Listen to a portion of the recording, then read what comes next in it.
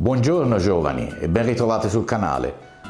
Oggi parleremo di un aspetto un po' trascurato nella nostra pratica chitarristica di tutti i giorni, ma che invece ci può dare dei grandi benefici, ed è quello di registrarsi e risentirsi di quello che stiamo suonando. Più che altro parleremo, la chitarra l'ho imbracciata solo per, come si dice, darmi un contegno. Registrarsi o filmarsi mentre si sta suonando sarebbe una bella cosa, perché risentendoci possiamo capire quali sono i nostri punti di forza, le nostre debolezze, dove sbagliamo tecnicamente, quali problemi abbiamo e come possiamo fare per cercare di migliorare. Chiaramente sarebbe in pratica essere maestri di se stessi, perché se uno va a lezione sarà direttamente il maestro che gli dirà: guarda, qui questo passaggio lo sbagli perché sei impostato male, perché c'è questa cosa o quell'altra. In questo caso dobbiamo fare un po' tutto da noi.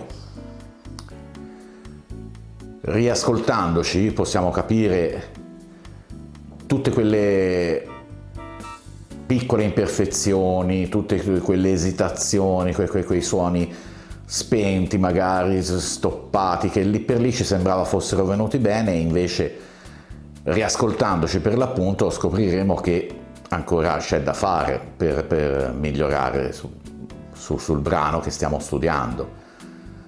Ci sarebbero milioni di aspetti da considerare e di cui parlare, ma voglio tenere questi video abbastanza brevi, per cui ve ne accennerò solo due che sono i più gettonati.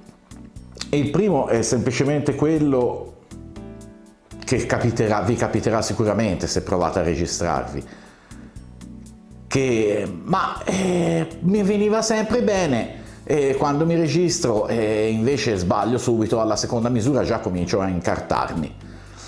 È normale perché il nostro cervello è fatto così, perché quando siamo lì solo da noi a provare il pezzo, tin tin tin, tan tan tan, non c'è nessuno, il nostro cervello lo sa, quindi andiamo avanti, siamo sereni, tranquilli.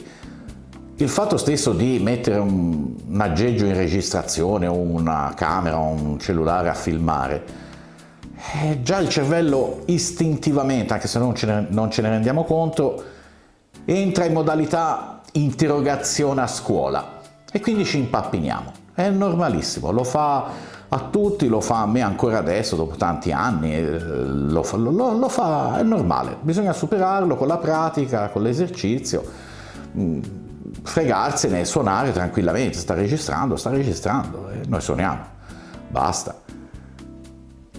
E questo è il primo problema che sicuramente incontreremo.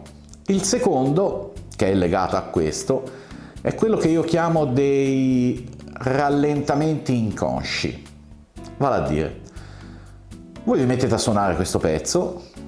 Quando suoniamo un pezzo dobbiamo, se lo stiamo facendo oltretutto a memoria, il nostro cervello deve ricordarsi qual è il prossimo passaggio, lavorare sinergicamente con tutto il sistema nervoso centrale periferico, muscoli, tendini delle mani, per fare il passaggio, per sentire, per nel frattempo andare a tempo se è possibile. Ci sono un sacco di informazioni da elaborare, ma tantissime, anche su un pezzo abbastanza magari semplice.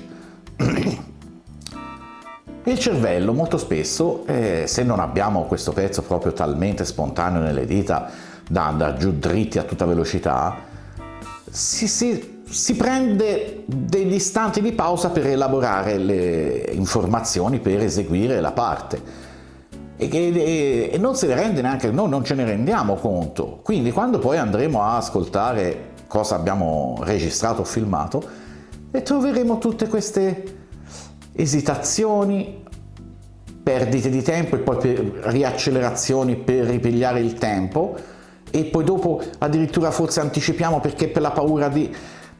E questo chiaramente nell'esecuzione di un brano lo rovina. E quindi è importante registrarsi e la pratica, chiaramente, questo neanche a dirlo, per vedere dove sono i passaggi, che magari quelli che più ci incasinano, quelli che tutte le volte li rallentiamo, perché allora va studiato quel passaggio per capire bene e migliorare se è un problema di mani, se è un problema di memoria, quel problema che sia. E questo è il secondo aspetto su cui sicuramente vi troverete a scoprire che non suonate così bene come credevate di suonare prima di risentirvi. È normale. Facciamo questa cosa qui appunto per migliorare. Fermi tutti. La sento già l'obiezione e la condivido anche, E l'obiezione è questa. Ma io trovo giusto 20 minuti prima di scena un paio di giorni alla settimana per suonare, figurati se adesso mi metto anche a registrare, a filmare, a risentirmi, non c'ho mica tempo. È vero. Siamo tutti sempre di corsa, specie nella vita moderna, che non c'è molto tempo per fare le cose. Però io vi invito comunque a ogni tanto, magari quando avete finito un pezzo, no? L'avete studiato tutto, lo portate in fondo o leggendo lo spartito o a mente senza problemi, vi sembra senza problemi, magari quello può essere un bel momento per registrarlo, perdere quei 5 minuti, poi altri 5 minuti magari il giorno dopo, per risentirsi o rivedersi e capire se andiamo bene e dove dobbiamo o possiamo migliorare. Come attrezzatura per svolgere questa attività ce l'abbiamo tutti, si prende un cellulare, la qualità audio sarà quella che sarà, ma si mette il registratore vocale, si suona e poi ci si riascolta.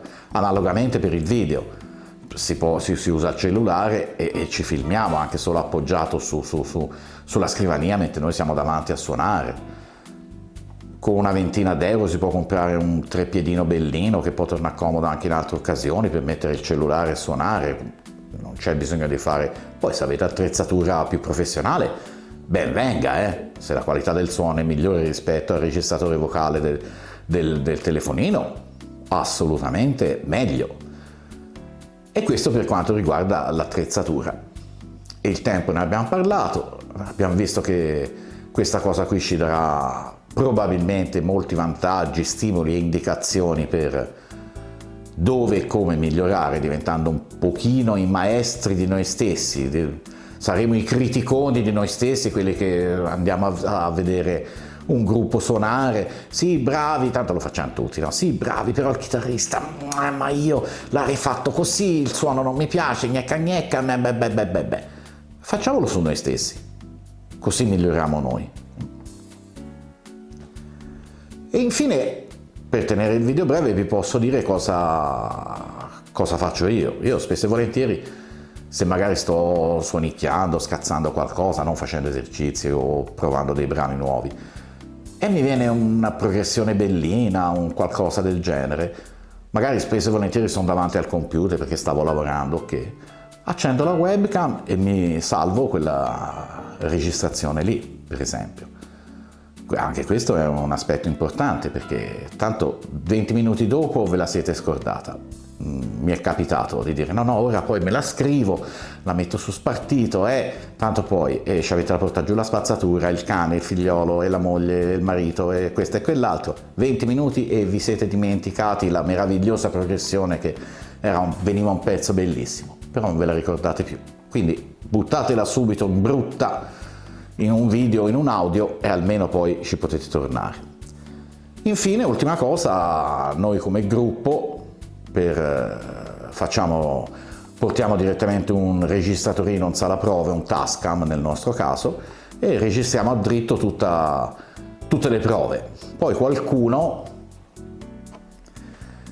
il giorno dopo si mette lì, quando ha tempo, e divide i pezzi, normalizza i livelli, fa un minimo minimissimo di post di produzione, li condivide sul web in modo che tutti possano riascoltare i pezzi e vedere dove migliorare, dove sbagliamo, dove un assolo non ha un po' fiacco, devi studiarci una cosa diversa, ma qui l'accompagnamento è fuori tempo, e basta.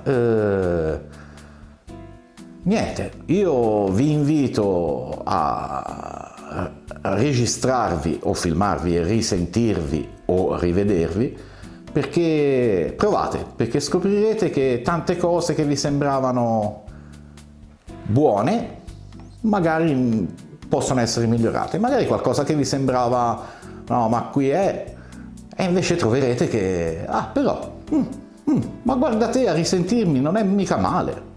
Speriamo, Il video termina qui, vi ringrazio per avermi seguito finora, vi auguro una buona giornata, giovani.